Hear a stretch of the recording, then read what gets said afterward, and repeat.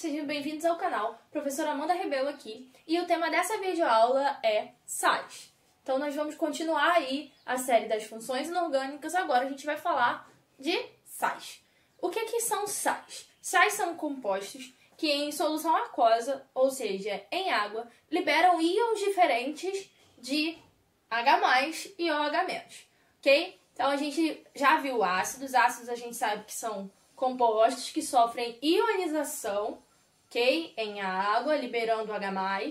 Bases são compostos que sofrem dissociação e liberam OH- em água. Agora, nas bases, a gente também vai...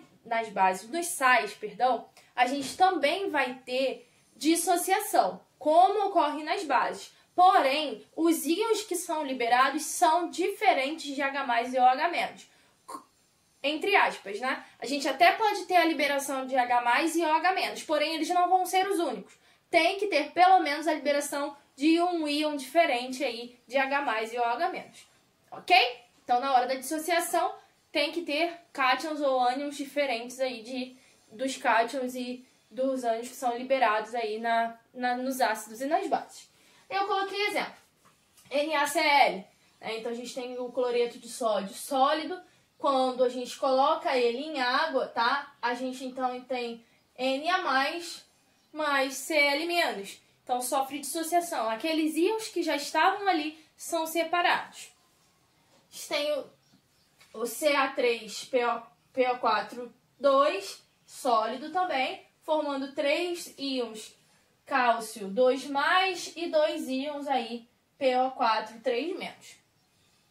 O MgSO4, o sulfato de magnésio, liberando então o íon Mg2+, né, o cátion magnésio, e o sulfato, tá? O SO4, 2-. Ok? Então, né, percebam que se assemelha às reações que a gente vê nas bases também, sofrendo dissociação, tá? Aqueles íons, eles já estavam ali. Por que eles já estavam ali? Porque, na verdade, nos sais a gente também tem ligações iônicas. E se tem ligações iônicas, tem cátions e ânions. Então, a gente, quando coloca em água, faz a separação desses íons, que é o que a gente chama de dissociação. Diferente dos ácidos, que, na verdade, sofrem ionização porque os compostos são moleculares. E aí, a reação, né, de formação, mais clássica de formação dos sais, é uma reação de neutralização, que é uma reação que ocorre entre um ácido e uma base, formando então um sal e uma água. Tá? E um exemplo dessa reação de neutralização, eu tenho o HCl, que é o ácido clorídrico, e da soda cáustica, tá? Do NaOH, formando então o NaCl, que é o cloreto de sódio, que é o sal de cozinha que a gente conhece, mais água. Ok? Então, essa reação é a reação clássica de formação de sais. E a fórmula, né? Como que a gente faz para descobrir as fórmulas de um sal? Bom, a fórmula do sal a gente vai fazer igual a gente faz nas bases, tá? Já que eu estou falando de ligação iônica. Ligação iônica, então, eu tenho cátions e ânions, tá? Eu tenho doação e recepção completa de elétrons. Então, tem alguém que é mais, tem alguém que é menos. Isso é fixo, é isso aí, é formado. Então, a gente simplifica de que forma? O cátion, tá? Que tem uma carga X positiva, então CX+, então dependente da carga positiva, eu sei que eu tenho uma carga positiva, e eu tenho o ânion Y-, que eu tenho então uma carga negativa, eu já sei que aquele ânion ali vai ter sempre aquela carga negativa. E aí a valência, né, que é a quantidade de elétrons cedidos pelo cátion, ele é a quantidade de átomos que eu preciso do ânion.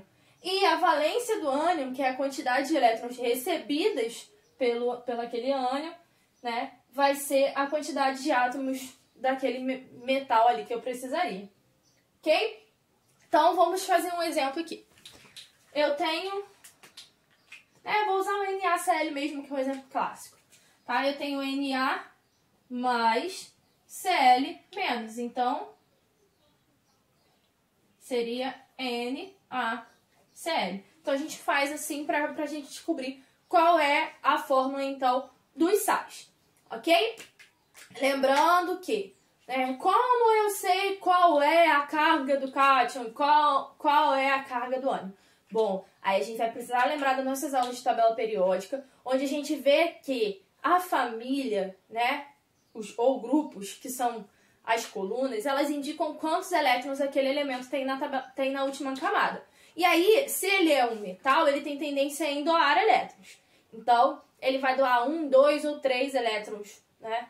Resumidamente. E aí você já sabe que ele é positivo. Então, você vai lá, se está na família 1, é porque ele tem 1 elétron na última camada. Então, ele é mais 1. Se ele está na família 2, então ele vai doar 2 elétrons. Então, ele é mais 2. Agora, no caso dos ânions, como eu vou saber? Bom, se ele está na 16, aí você vai tirar aqueles 10 que eu já comentei sobre, né? Você tira 6 elétrons na última camada. Faltam quantos para chegar na regra do octeto?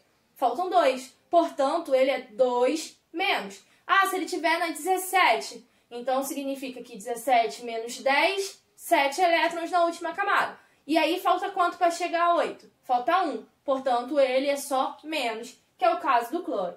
Então, na hora da gente descobrir qual é a valência aí dos íons, né? Quantos elétrons ele vai precisar ceder ou receber, eu vou precisar olhar para a camada de valência dele para saber quanto ele tende a ganhar ou a perder.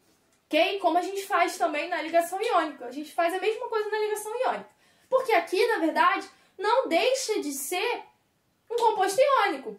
Porém, agora a gente está colocando ele dentro de um grupo, tá? Que esse grupo é o grupo dos sais. A gente faz essa classificação, mas ele continua sendo um composto iônico. E aí, para descobrir qual é a fórmula de um composto iônico, a gente faz essa regra prática aí. Para finalizarmos, então, a aula de sais, nós vamos falar sobre a nomenclatura.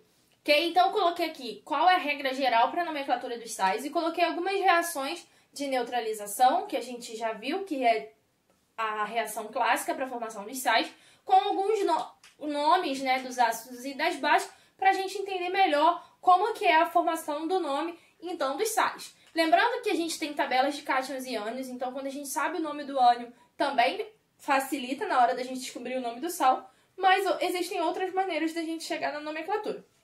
Ok? Então, a nomenclatura dos sais seria o nome do ânion, tá? Então, você vai pensar assim, quando a gente tem um ácido, né, a gente libera, então, um ânion lá. Quando a gente libera o H+, a gente também libera um ânion.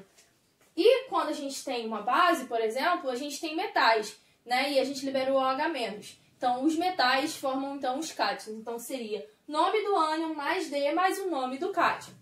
Exemplo, nos ácidos, né, a gente tem a terminação hídrico, ico e oso.